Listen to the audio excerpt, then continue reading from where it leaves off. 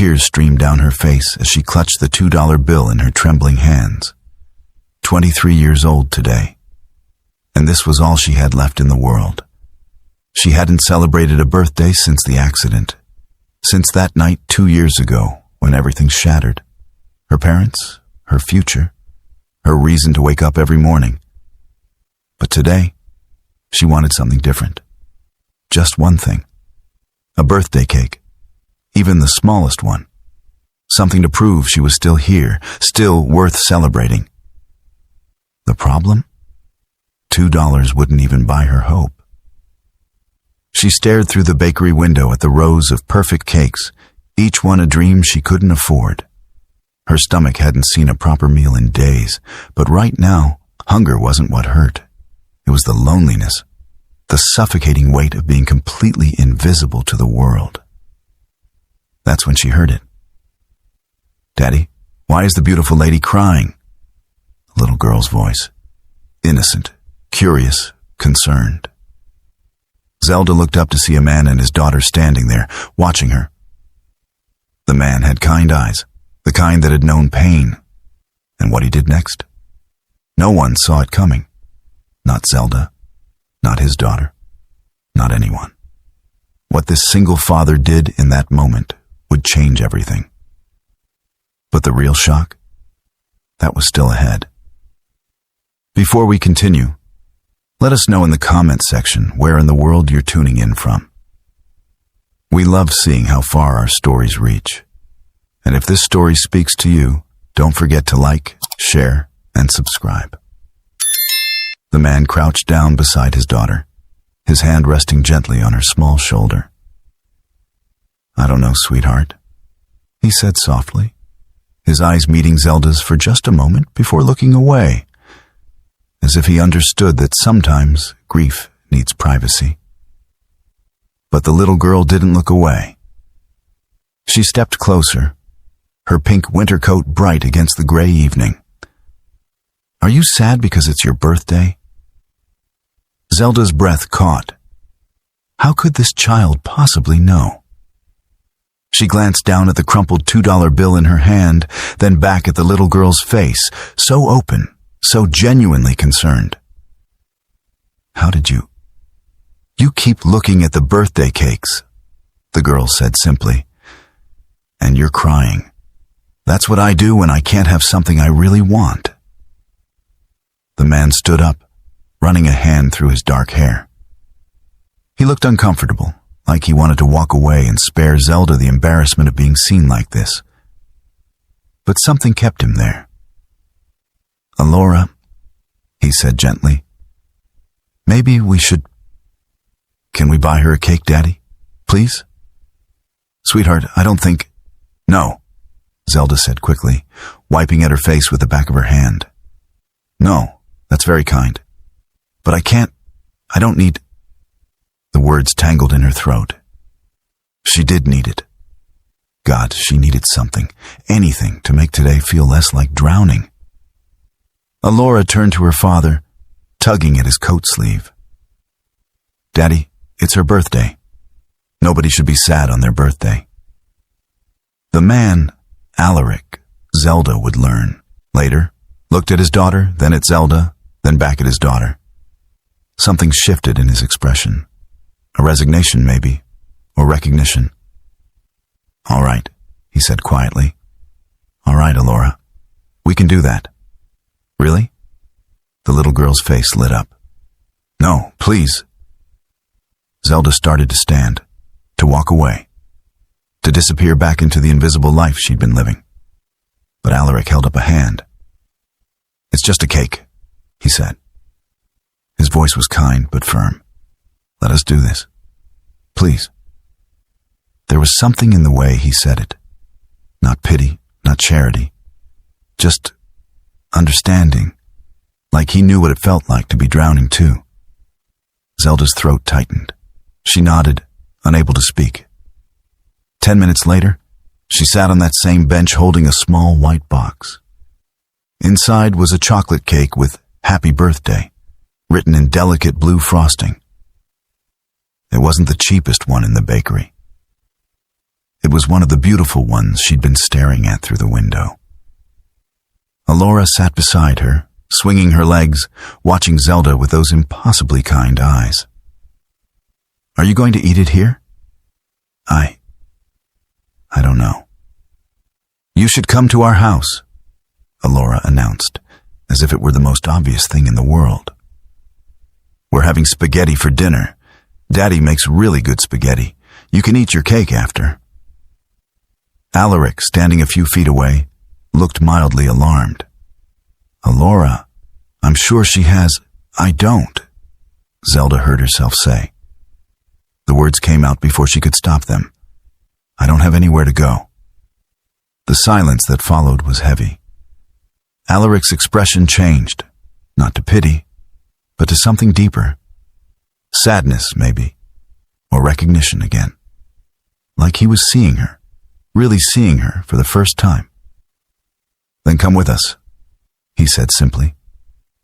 Zelda's first instinct was to refuse, to protect what little pride she had left. But Alora was looking at her with such hope, such innocent certainty that this was the right thing to do. And the truth was, Zelda was so tired. Tired of being strong, tired of being alone, tired of pretending she didn't need anyone.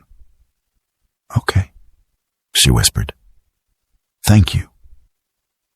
The drive to their house was quiet. Zelda sat in the back seat of Alaric's old pickup truck, the cake box balanced on her lap, watching the streets pass by through the window.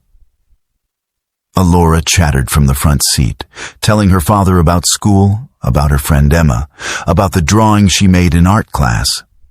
Normal things, family things. Things Zelda hadn't heard in 2 years.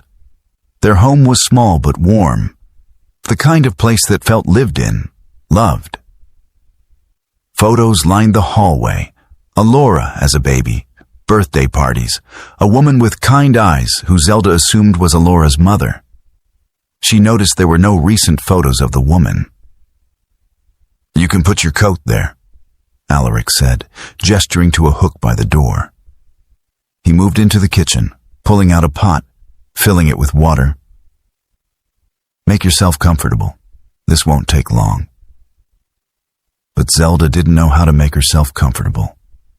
She stood in the living room, hands clasped in front of her, feeling like an intruder. Alora had already disappeared down the hallway, and the sound of a door closing told Zelda she'd gone to her room. "You can sit," Alaric called from the kitchen. Zelda perched on the edge of the couch, her body tense. The house smelled like cinnamon and something else. Maybe lavender. It smelled like home. Nothing like the shelters, nothing like the cold streets, nothing like the empty, echoing silence she'd grown used to. "How long?" Alaric's voice was soft, non-judgmental. He stood in the kitchen doorway, arms crossed, watching her carefully. "How long what?" "How long have you been on the streets?" Zelda's chest tightened. She hadn't expected him to ask so directly. 2 years, since my parents died." He nodded slowly. Didn't ask for details. Didn't push. Just nodded, like he understood that some pain was too big for words. "I'm sorry." "Me too." Alora came back then, breaking the heavy moment. She changed into pajamas, pink with little stars on them, and carried a worn teddy bear under one arm. "Can Zelda see my room after dinner?" "If she wants to," Alaric said, returning to the kitchen. Dinner was strange, surreal even. Zelda sat at their small kitchen table, a plate of spaghetti in front of her, watching Alora twist noodles around her fork while talking about her day. Alaric ate quietly, occasionally smiling at his daughter's stories, occasionally glancing at Zelda as if to make sure she was okay. She wasn't okay, but she was here, and that was something. The first week felt like living in someone else's dream. Zelda slept on their couch, wrapped in blankets that smelled like fabric softener, a luxury she'd forgotten existed.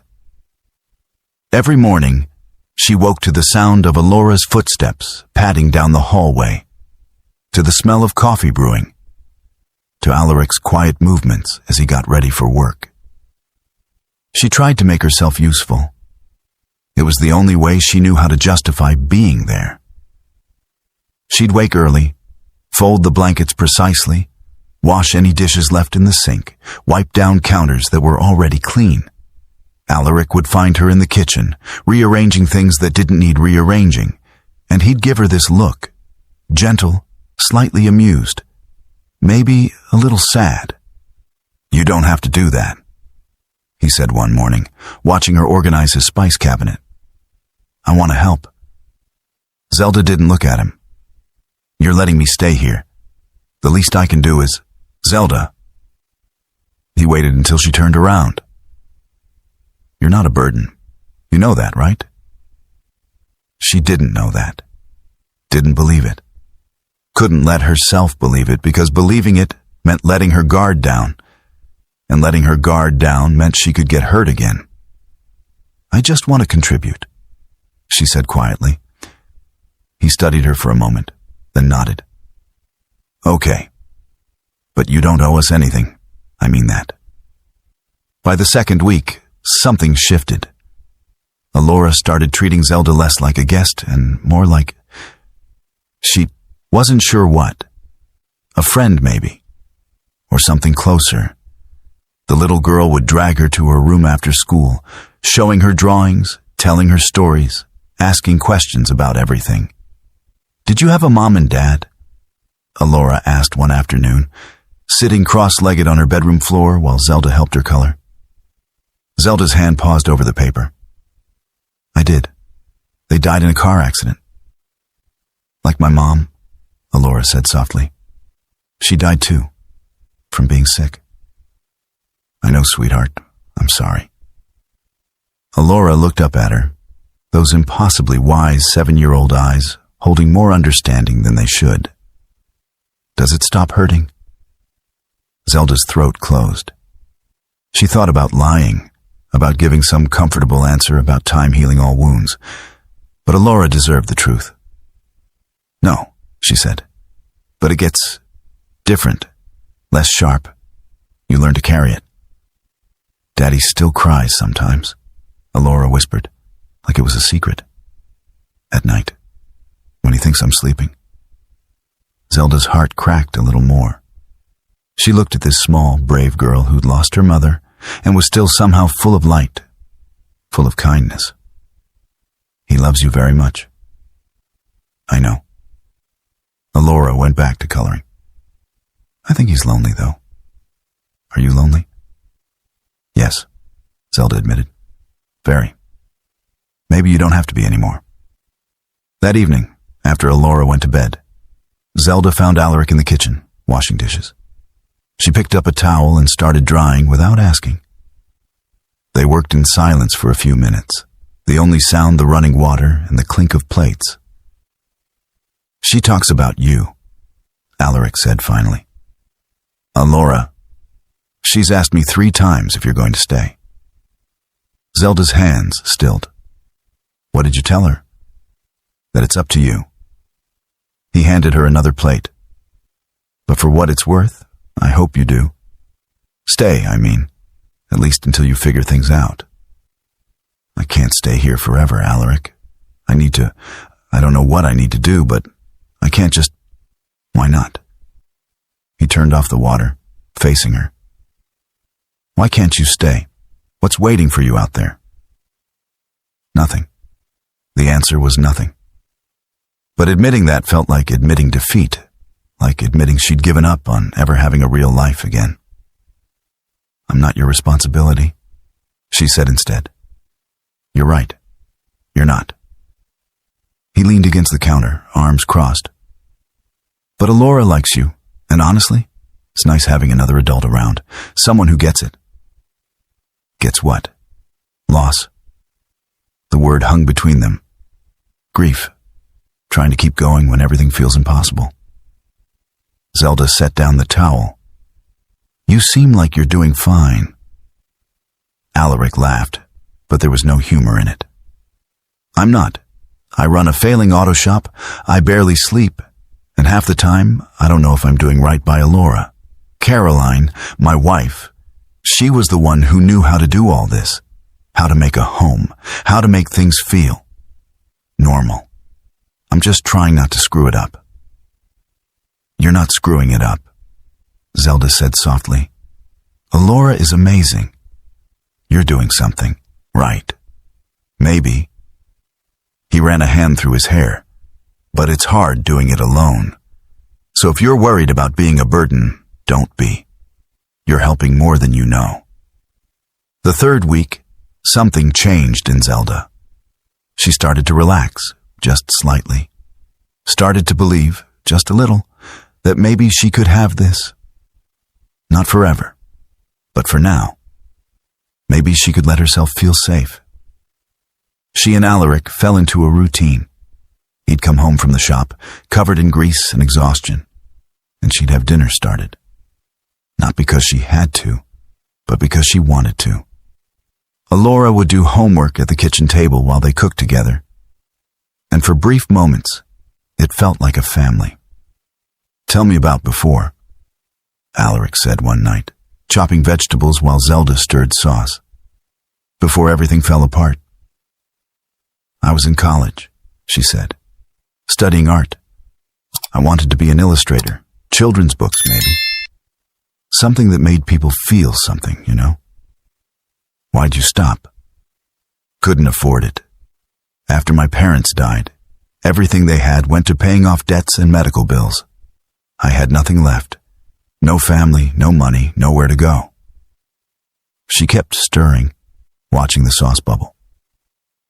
I tried to work, tried to keep going, but I couldn't afford rent and food and tuition. Something had to give. You gave up your dream. I gave up everything. Alaric was quiet for a moment. You could start again. The dream, I mean. Zelda shook her head. It's too late for that. You're 23, Zelda. It's not too late for anything. But it felt too late. It felt like she'd used up all her chances, all her hope, and this temporary kindness from a stranger and his daughter was more than she deserved. By the fourth week, Zelda realized something terrifying. She was falling in love with this life, with the quiet mornings and the chaotic evenings, with Alora's laughter and Alaric's steady presence, with feeling like she mattered again, and that scared her more than anything. One night, after Alora had gone to bed and the house was quiet, Zelda sat on the porch steps, wrapped in one of Alaric's jackets. The air was cold, biting, but she needed it. Needed to feel something sharp to cut through the warmth that was seeping into her bones. The door opened behind her. Alaric sat down beside her, 2 mugs of tea in his hands. He handed her one without a word.